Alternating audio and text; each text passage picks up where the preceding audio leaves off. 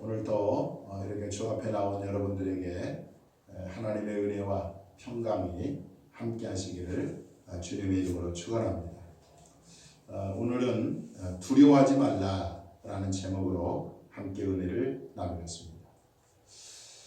오늘 본문 말씀은 예수님이 이제 12 제자를 세우시고 그들을 전도 현장에 내보내시면서 하신 격려의 말씀입니다.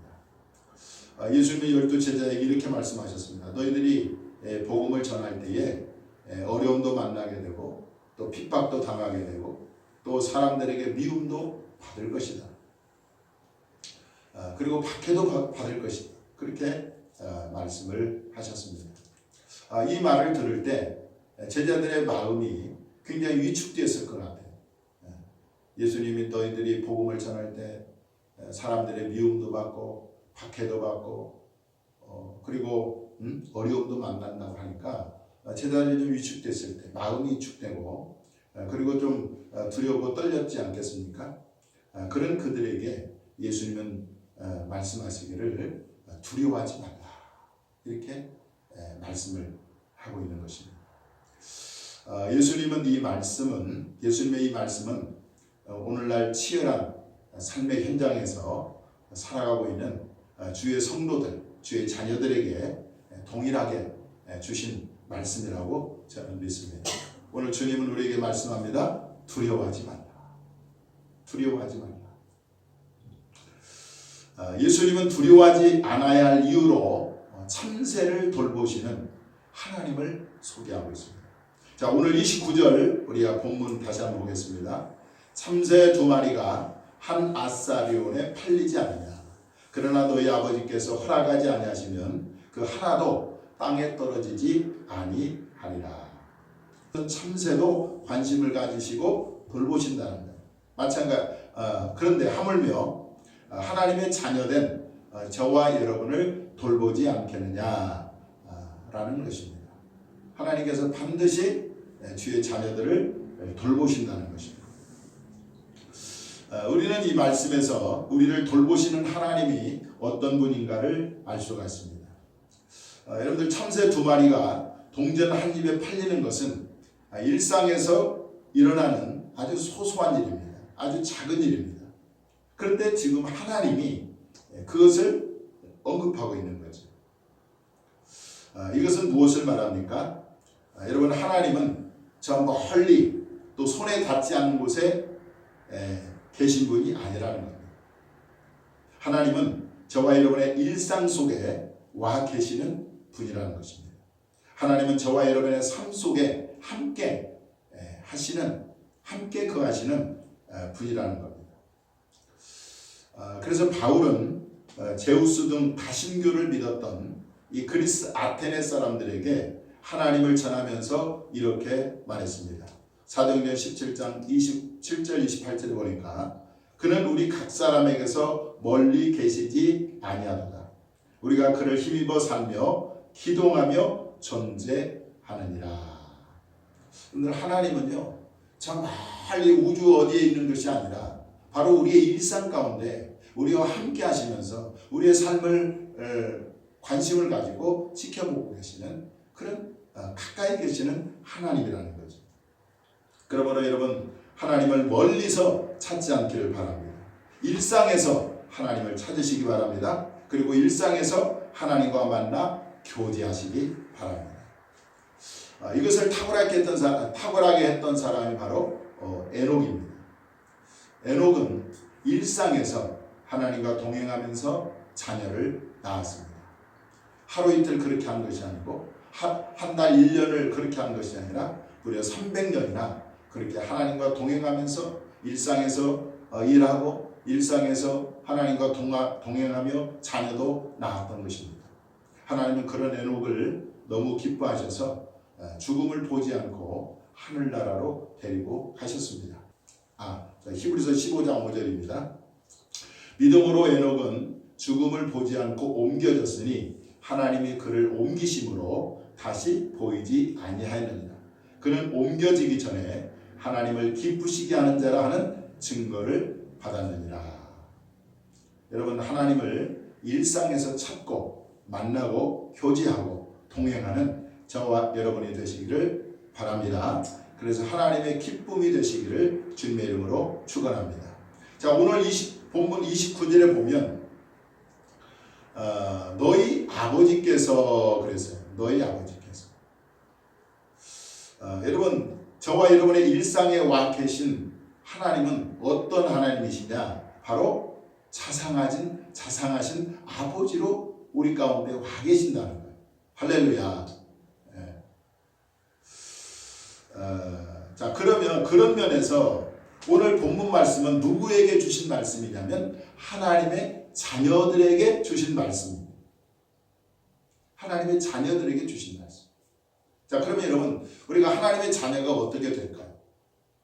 성경은 하나님의 자녀가 되는 방법을 이렇게 증거하고 있습니다. 요한복음 1장 12절 13절에 보면 영접하는 자 곧 그 이름을 믿는 자들에게는 하나님의 자녀가 되는 권세를 주셨으니 이는 혈통으로나 육정으로나 사람의 뜻으로 나지 아니하고 오직 하나님께로부터 난 자들입니다.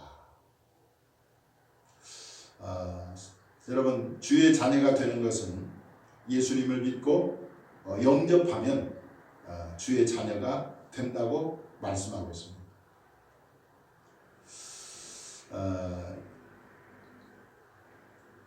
그래서 사람들은 그렇게 얘기하죠. 주의 자녀가 되는 것은 예수님을 믿고 영접하면 주의 자녀가 된다 이렇게 생각하죠. 맞는 말입니다. 왜냐하면 오늘 본문이 오늘 이 말씀이 그렇게 말씀하고 있기 때문에 그렇습니다.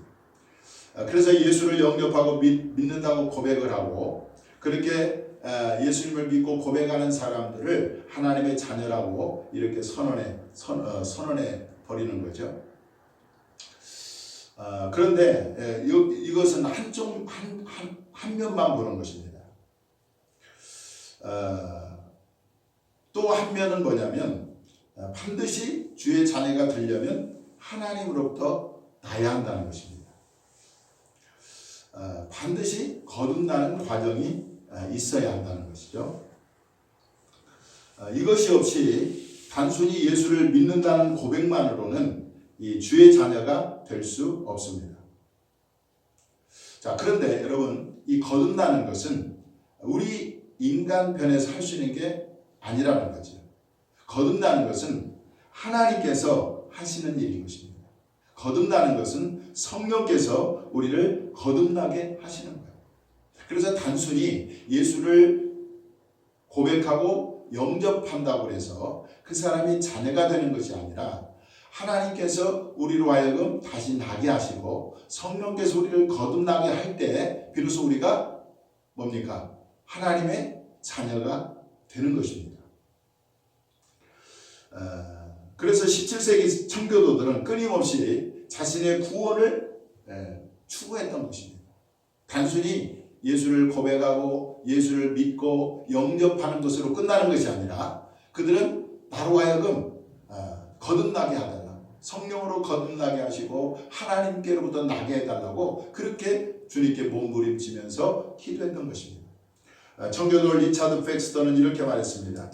하나님께서 우리의 공로 때문에 죄사함과 구원을 주시는 것이 아니지만 간절히 참는 수고함이 없이는 구원을 허락하지 않으실 것이다.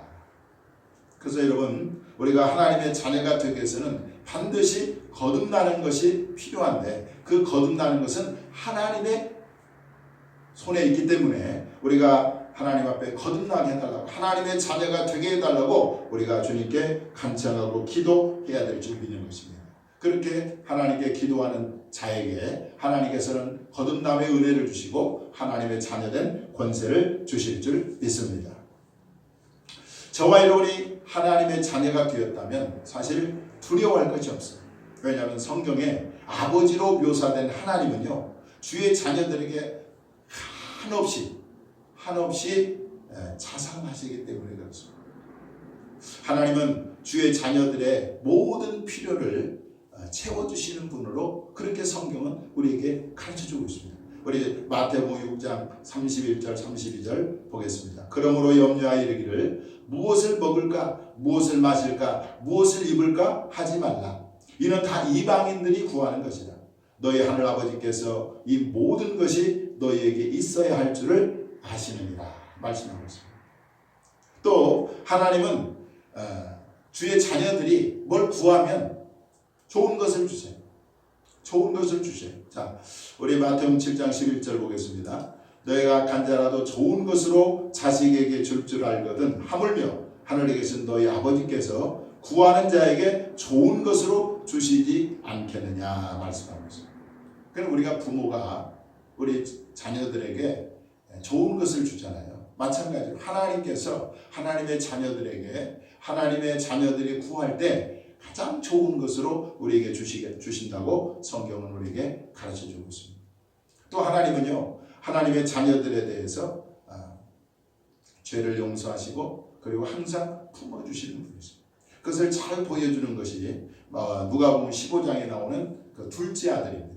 둘째 아들이 아버지 재산을 가지고 이제 타국에 가서 다 탕진하고 허비하고 이제 아버지께 돌아왔을 때 그 아버지는 그 아들을 한마디도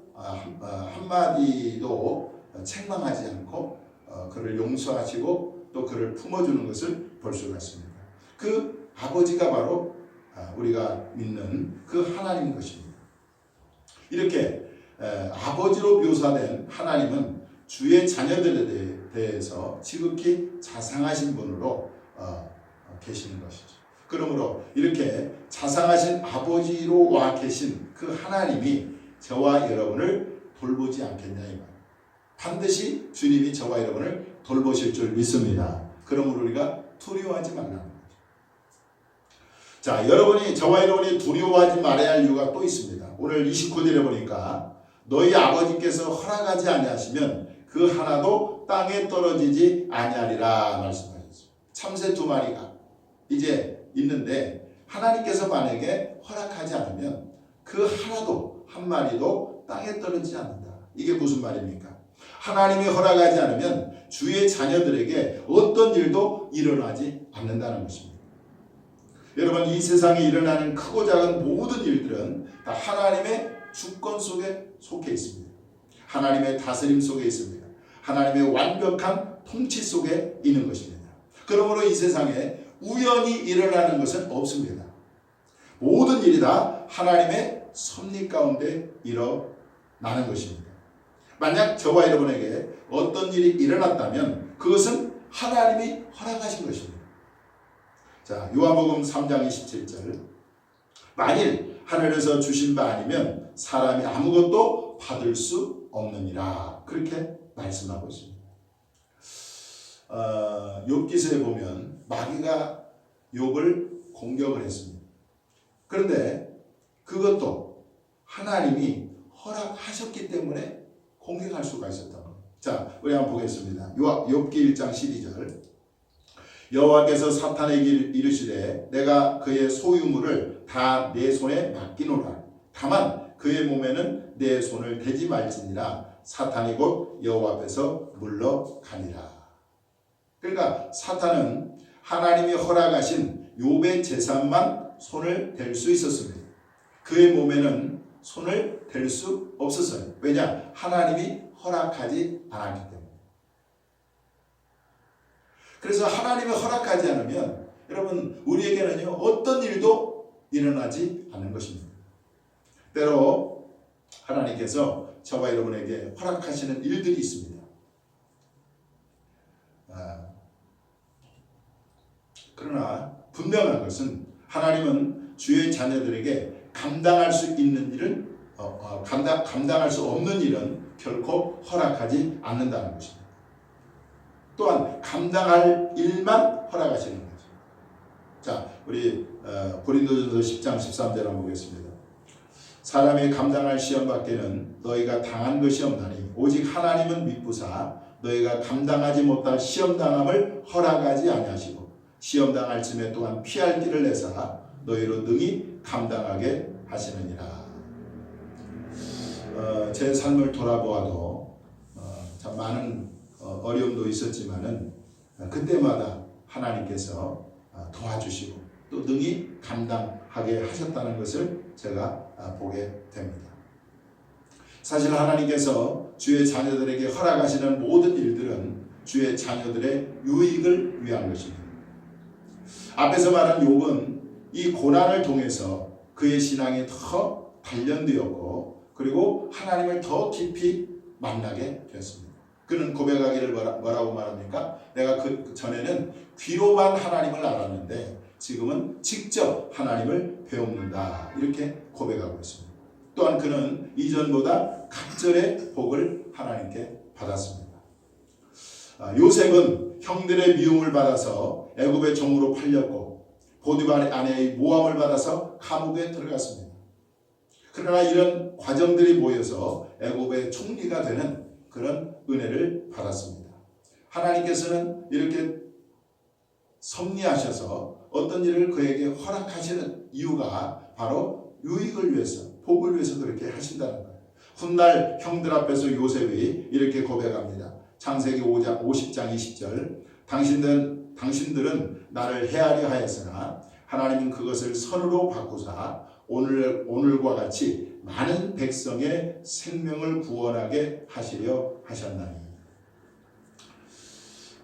인도 선교사 헨리 마틴은 아주 열악한 그런 선교 현장 속에 있었습니다. 제가 아는 목사님도 인도에서 선교를 하셨는데 거기는 사람 살 곳이 못 된다 라고 표현할 정도로 너무나 열악해, 너무나 정말 인간으로서는 도저히 그렇게 살 수 없는 그런 환경에서 산다는 고백을 들었는데 이 인도 선교사 헨리 마틴이 그런 말을 했습니다. 그러나 하나님의 섭리로 내게 일어나는 모든 일들은 나의 유익을 위한 것임을 믿는다. 그랬습니다. 이게 참 위대한 고백인 것입니다. 우리가 인생을 살다 보면, 우리가 삶을 살다 보면 크고 작은 일들을 우리가 만나게 되잖아요. 그런데 그런 모든 일들이 나의 유익을 위한 것이라고 나는 믿는다. 이렇게 그런 고백하고 있는 것입니다. 바울 역시 그의 체험 속에서 이런 말을 했습니다. 로마서 8장 28절 우리가 알거니와 하나님을 사랑하는 자 곧 그의 뜻대로 부르심을 입은 자들에게는 모든 것이 합력하여 선을 이루느니라.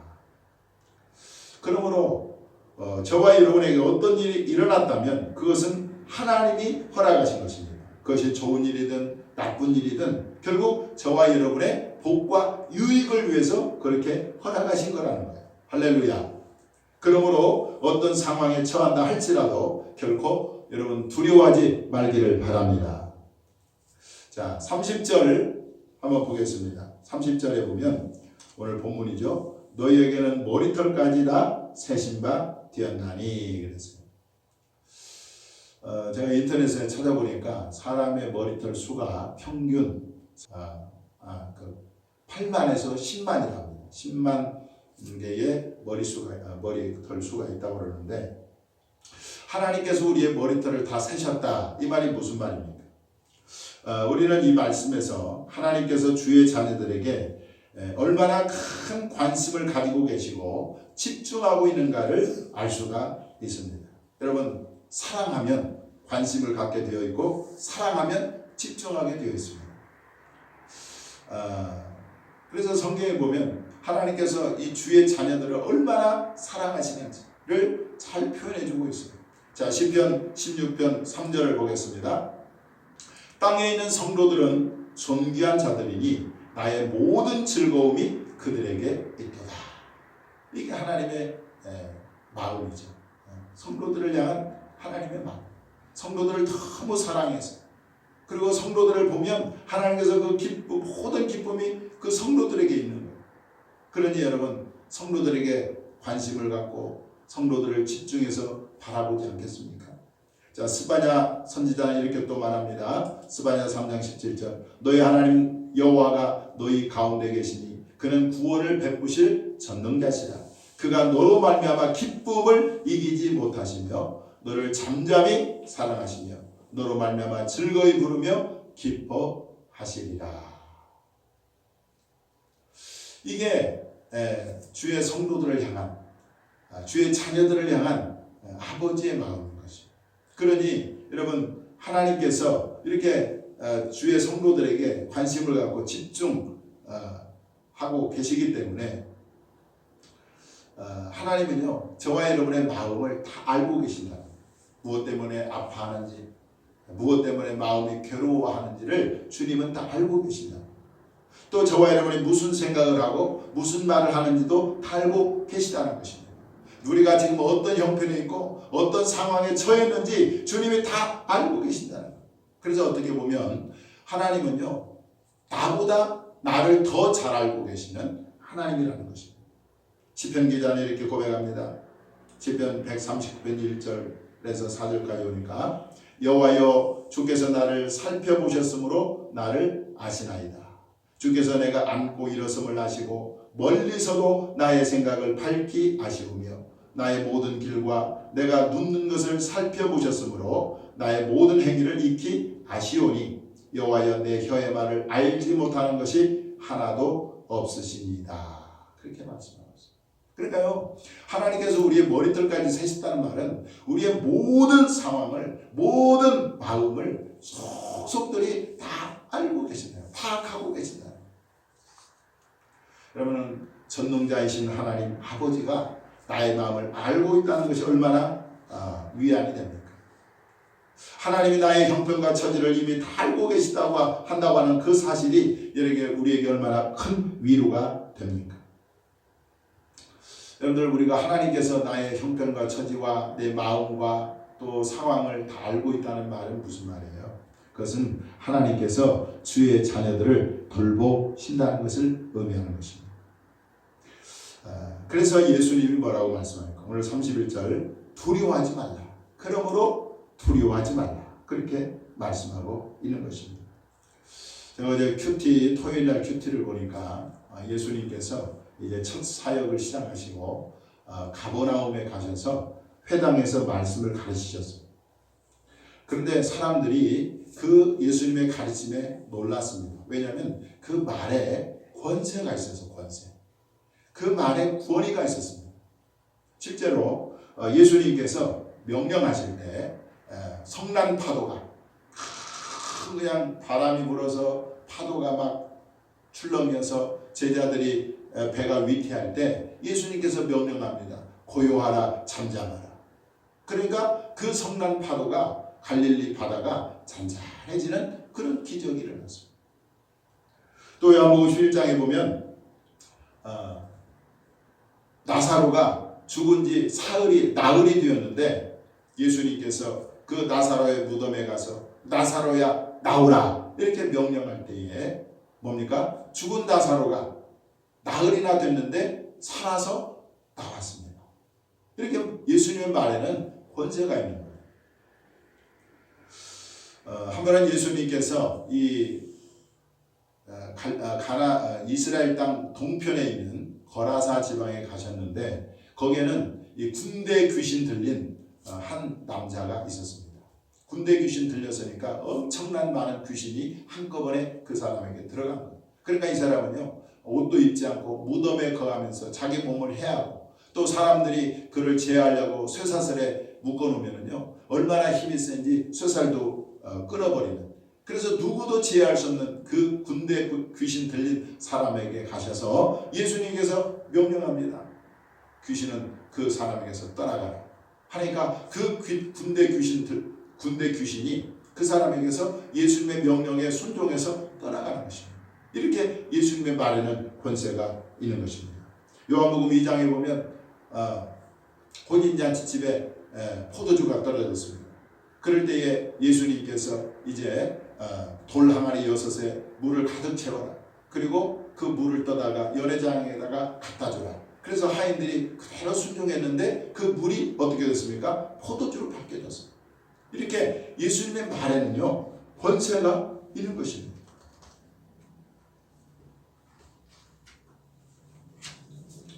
이렇게 말에 권위가 있는 그 예수님이 오늘 저와 여러분에게 뭐라고 말씀하시느냐? 두려워하지 말라. 너희는 많은 참새보다 귀하다. 이렇게 말씀합니다.